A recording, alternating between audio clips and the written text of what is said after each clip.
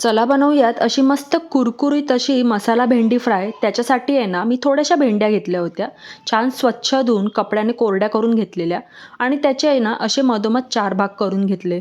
आता त्याच्यावरती थोडेसे मसाले टाकले. लाल तिखट, हळद, त्याचबरोबर चवीनुसार मीठ, थोडंसं बेसनचं पीठ टाकलं आणि अर्धा चमचा असं तांदळाचं पीठ टाकलं. तांदळाच्या पिठामुळे आहे ना, छान असा कुरकुरीतपणा येतो. आता हे सगळं छान असं एकजीव करून घ्यायचं आहे आणि गरज वाटल्यास थोडा-थोडा पाण्याचा वापर करून हे सगळं छान असं आपल्याला मिक्स करून घ्यायचं आहे. तर बघू शकता भेंडीला आहे ना मसालासुद्धा छान असा लागलेला आहे.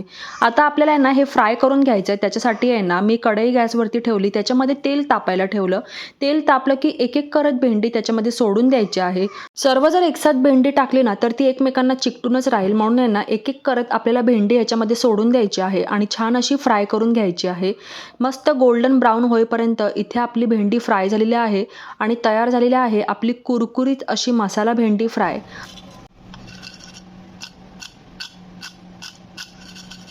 आवाजावरून तुम्हाला कळलंच असेल की किती छान असा कुरकुरीतपणा आलेला आहे. डाळ भाताबरोबर चवीला अशी भेंडी फ्राय खूप अप्रतिम लागते.